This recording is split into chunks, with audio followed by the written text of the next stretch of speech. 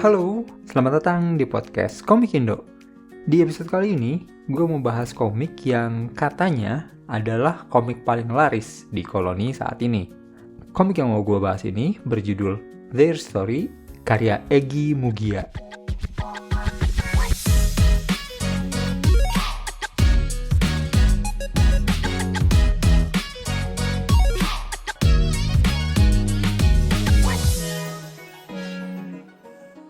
Komik ini sebenarnya pertama kali terbit di tahun 2018 di suatu platform komik online.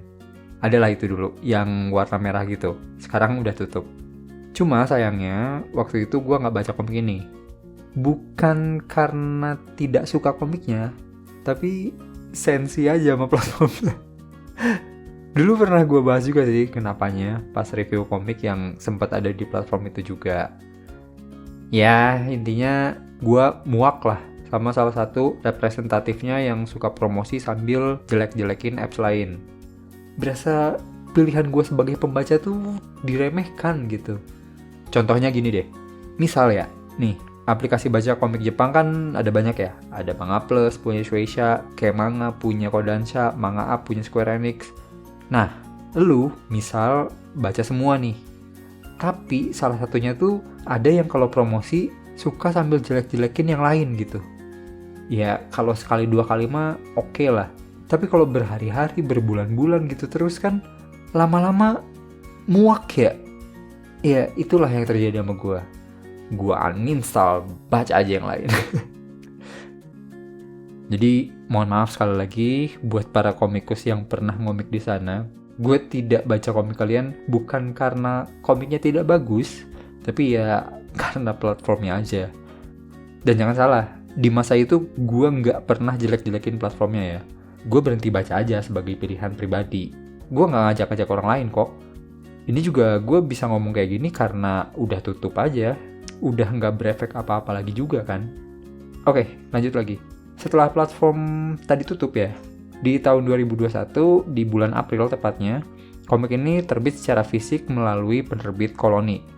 Dan kabarnya saat ini komik Their Story ini adalah komik paling laris di koloni. Gue sempat coba cross-check juga. Gue ngecek di tahun 2025 kemarin, komik ini di toko buku udah sampai cetakan ke-6. Dan itu pun di beberapa store udah habis. Kayak di Bandung itu, Gramedia Merdeka udah kosong stoknya. Jadi sangat mungkin di tahun 2026 ini akan ada cetakan baru lagi gitu.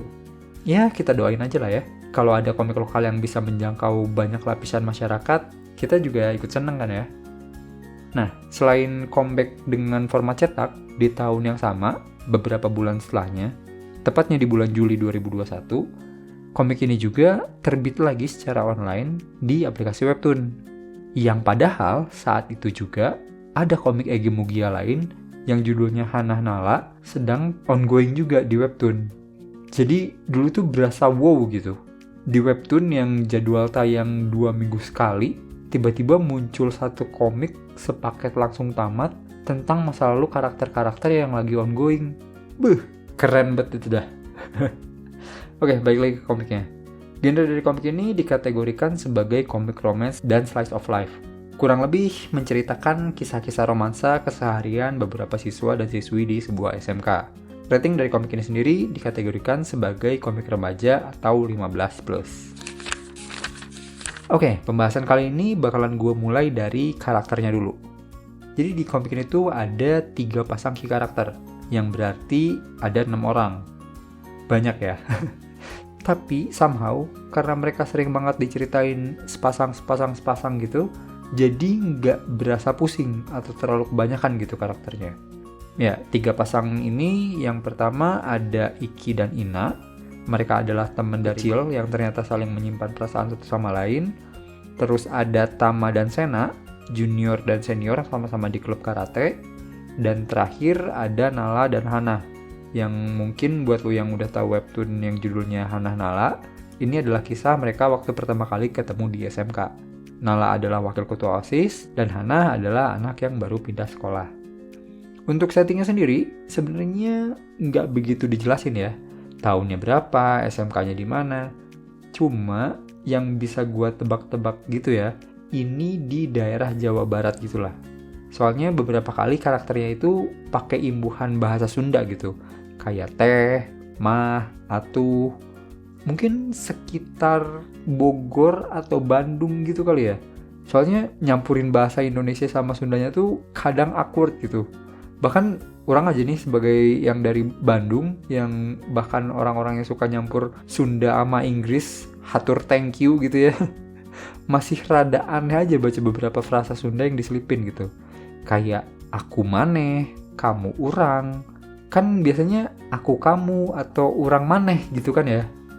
Gua nggak tahu, tapi bisa jadi ini dilakukan biar pembacanya nggak begitu ngerti bahasa Sunda, nggak terlalu roaming gitu. Jadi kayak cuma nyelipin satu kata aja biar pembacanya tetap ngerti gitu. Tapi entahlah. Lanjut lagi aja ke ceritanya. Intinya sih nyeritain kisah keseharian dan percintaan Iki Ina, Tamasena, Nalahana. Gimana mereka bisa saling suka, gimana mereka mulai ngirim-ngirim sinyal kepada lawan jenisnya, gimana mereka mulai nyaman, yang gitu-gitulah. Kenapa gue langsung nembak intinya apa gitu? Karena sebenarnya komik ini yang versi cetak dan versi webtoon itu lumayan banyak perbedaannya. Ini cukup menarik sih. Karena biasanya kalau gue baca komik webtoon yang ada cetaknya juga, biasanya ada perbedaan sedikit-sedikit doang. Atau ada tambahan cerita aja gitu. Tapi di sini tuh ada perbedaan yang lumayan signifikan lah. Bahkan gak cuma cerita, tampilan visual karakternya pun ada beberapa yang berbeda sebenarnya. Tapi ini juga yang ngebuat gue yakin, ini adalah tipikal cerita yang karakter driven. Karena mau ceritanya dimulai seperti apa, sifat karakternya masih jadi penentu utama buat ngasih impact ke pembacanya gitu. Jadi, menurut penilaian gue, komik ini tuh komik yang secara pribadi gue suka. Tapi mungkin tidak untuk semua kalangan. Mungkin kalau ada yang nanya, yang gue suka itu yang cetak atau yang web scroll, gue bisa bilang dua-duanya. Karena yang paling gue suka dari komik ini pun adalah pembagian unik yang dilakukan di komik cetak dan webtoonnya gitu. Jadi kalau secara sederhana, buat gue perbedaan yang dicetak dan di webtoon itu adalah pacingnya. Jadi kalau lo mau cerita romance yang lebih straightforward gitu ya, gue saranin lo buat baca cetaknya gitu. Tapi kalau lo lebih suka pacing yang santai, ala-ala slice of life kebanyakan gitu, mending lo baca webtoonnya aja. Nah cuma ini tuh kerennya adalah keduanya itu saling melengkapi aja, nggak saling caplok. Misal lu udah baca cetaknya gitu ya, kalau pengen tahu cerita mereka lebih banyak, bisa baca webtoonnya. Nah, tapi kalau lu mau backstory yang nggak ada di webtoonnya, lu bisa baca komik cetaknya. Jadi kayak lu mau kenal komik ini dari webtoonnya atau cetaknya duluan, masih sangat worth it buat nyari cerita yang versi satunya lagi gitu. Ya, ada beberapa cerita yang saling overlap, bahkan saling berlawanan cerita gitu ya, tapi overall dua-duanya bisa banget buat dinikmatin sih. Ya kalau lu udah tahu atau biasa lihat postingan-postingannya beliau di sosmed gitu ya lu bisa expect lah hal yang mirip-mirip dengan postingan dia untuk komik ini. Tapi di level yang masih kinyis-kinyis gitu, buat level anak SMA lah. Soalnya gue pribadi ya, gue nyebut beliau itu sebagai rajanya malam minggu. Jadi pernah gitu ya, gue lagi hektik-hektiknya, gak kenal hari libur gitu, nyadar hari ini hari apa tuh abis lihat postingan dia. Gue tuh ngebatin pas ngeliat postingan dia, oh ternyata sudah malam minggu. Soalnya konten postingan dia tiap malam minggu tuh adalah postingan yang menoh para jomblo dan jomblowati gitu. Ntar lu lihat sendiri aja deh kalau penasaran. Link terkait komik dan komikesnya bakalan gue taruh di deskripsi kayak biasa. Dan seperti biasa juga, setelah ini gue bakalan ngomongin komik ini lebih lanjut, tapi include spoiler. Jadi, kalau lu belum baca dan gak mau kena spoiler, stop di sini aja gak apa-apa. Tapi, kalau lu udah baca atau gak masalah sama spoiler, kita lanjut lagi abis ini. Jangan lupa, dukung terus perkomikan Indonesia, bukan hanya karena nasionalitas, tapi juga karena kualitas. Sampai ketemu lagi di pembahasan berikutnya.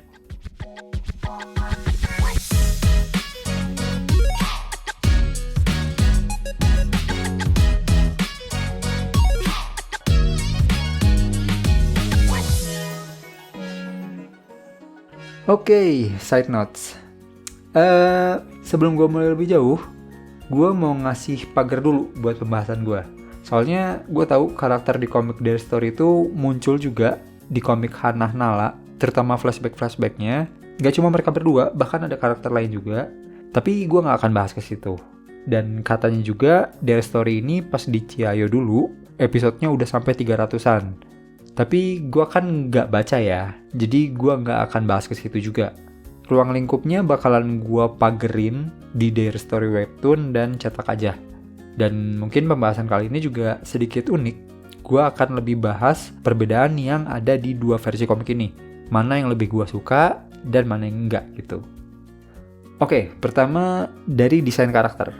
Ya, ada perbedaan sedikit dari desain karakter di cetak dan webtoon. Terutama di Hannah dan Tama.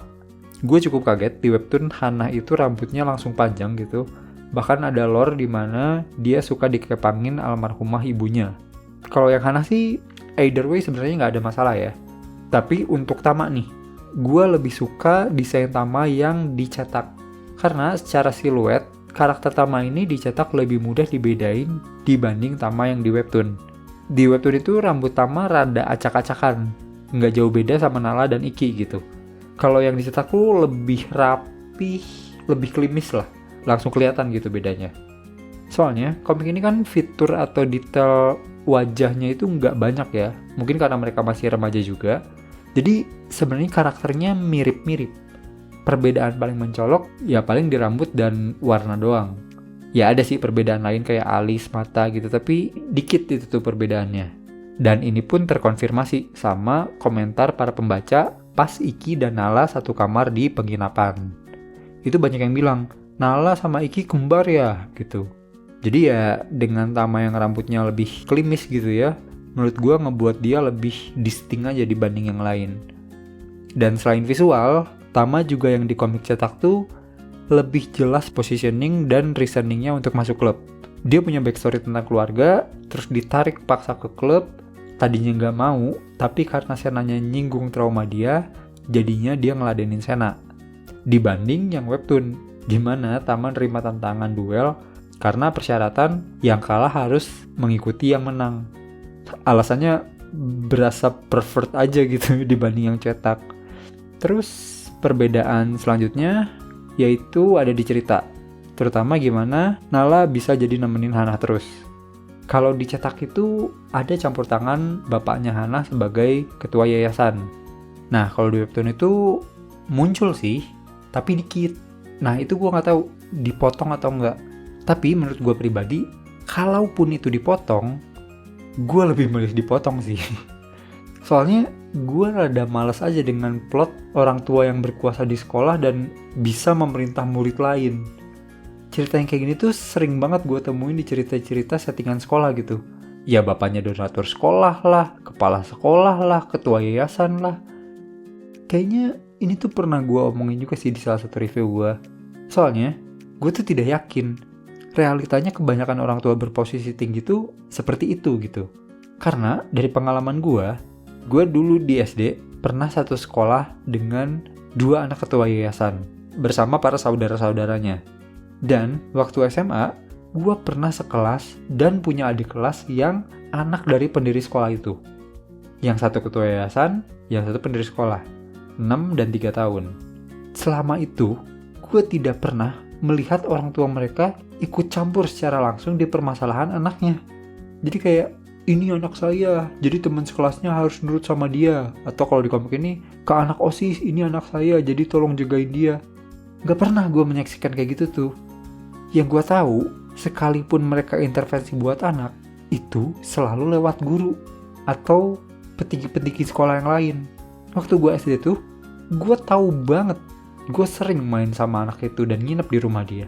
Gue tahu orang tua dia tuh sering ngobrol sama wali kelas atau guru-guru terkait anak dia. Tapi nggak pernah langsung ngomong ke anak-anak lain. Begitupun waktu SMA.